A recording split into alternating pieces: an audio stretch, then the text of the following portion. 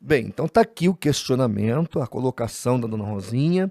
Ela ouviu o Rodrigo Silva falando isso e é sobre esta temática que nós vamos abordar aqui neste vídeo. Então fique ligado que com certeza valerá a pena. O Silva respondendo a um questionamento do porquê ele guarda o sábado. Então ele disse, olha, eu guardo o sábado do mesmo jeito que os demais cristãos evangélicos, por exemplo, não cometem idolatria. Por que é falacioso o argumento e maroto o argumento do senhor Rodrigo Silva? Olha, vou te dar um exemplo. Vai lá para o Novo Testamento, em Mateus capítulo 12, versículo 5. Mateus 12, 5. Diz assim, Jesus Cristo falando, ou não leste na lei que aos sábados, aqui sábado, sétimo dia, os sacerdotes no templo violam o sábado e ficam sem culpa? Por que os sacerdotes violavam o sábado? Porque eles cortavam lenha, carregavam lenha, queimavam lenha, ou seja, acendiam fogo. Então, dentro do templo, no ato litúrgico, eles quebravam, violavam o sábado. Jesus está mostrando isso para eles. Depois ele vai citar um caso de Davi, depois ele vai citar outras analogias, mostrando que não há um enrijecimento absoluto sobre esse dia. E aí ele vai dizer que o sábado foi feito por causa do homem, não o homem por causa do sábado. Mas eu não vou entrar aqui nesses méritos. Eu quero mostrar para você por que o sábado não é igual ao pecado de idolatria. Simples. Você leu aqui Mateus 12, 5. Aí, quando você estiver diante de um adventista, você pergunta para ele, olha, dentro do santuário, o sacerdote violava o sábado e ficava sem culpa. Aí você pergunta, ele podia violar o primeiro mandamento, não ter outros deuses, ou melhor, ter outros deuses e ficar sem culpa? Ele poderia violar o segundo mandamento, fazer imagens e ficar sem culpa? Ele poderia violar o terceiro mandamento, tomar o nome de Deus em vão e ficar sem culpa? Ele poderia, dentro do templo, desonrar pai e mãe, matar, adulterar, roubar, dar falso testemunho, cobiçar e ficar sem culpa? O único mandamento aqui que poderia ser quebrado dos 10 dentro do santuário e a pessoa ficar sem culpa é o sábado. O que isso está mostrando, gente? Eu queria que você pensasse. O que isso está mostrando? Ora, isso está mostrando que o sábado era uma liturgia cerimonialista, que foi cravada na cruz, como está em Colossenses 2, de 14 até o 17, que ali inclusive está o sábado, sétimo dia. Então, todas essas leis de ordenanças e regras foram cravadas na cruz. E isso, tanto os protestantes quanto os adventistas concordam. Tudo que era cerimonialista, ritualístico, judaico, foi cravado na cruz. E o que é moral e eterno permanece na dispensação da graça. Então, quando você analisa o Novo Testamento, você vai ver que o único mandamento que não é ratificado é justamente o sábado. Tá aí, eu estou colocando a tabela para você. Dos 10 mandamentos, o único que não é ratificado no Novo Testamento é justamente o quarto mandamento.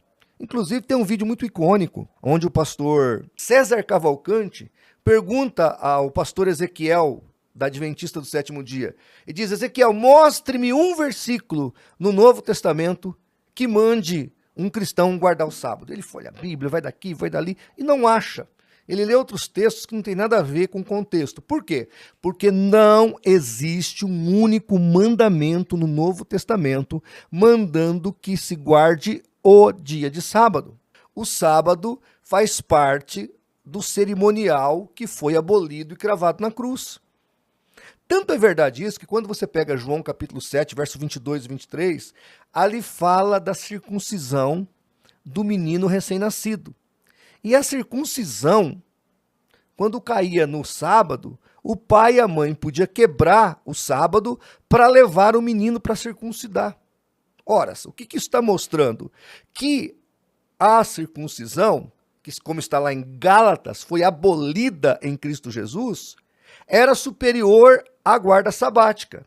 Logo, o sábado não tem mais vigência para quem está na dispensação do Novo Testamento. Claro, gente, eu não estou dizendo aqui que ele não tem significado para o judeu, judeu mesmo, judeu de sangue, judeu de cultura, de povo, de raça, de nação. É só você pegar Deuteronômio 5,15. Lá fala para se lembrar do sábado, porque foi escravo na terra do Egito. Inclusive, o lembrar-te não é para lembrar do 7º dia da criação. Não tem nada a ver com o sábado semanal. Aquele 7º dia lá foi o de Deus, não o nosso. E aquele foi consagrado naquele tempo, quando Deus cessou as suas obras. Tá certo? Agora, esse sábado, 7º dia, foi dado, esse ritual de descanso, foi dado para o povo judeu quando foi tirado do Egito, porque lá eles não tinham nenhum, digamos assim, feriado, eles eram serventes do faraó.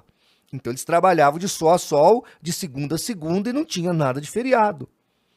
Tá certo? Só depois que eles saíram de lá, então foi dado esse dia, porque agora eles poderiam cultuar a Deus e não mais tinham que trabalhar todos os dias de sol a sol.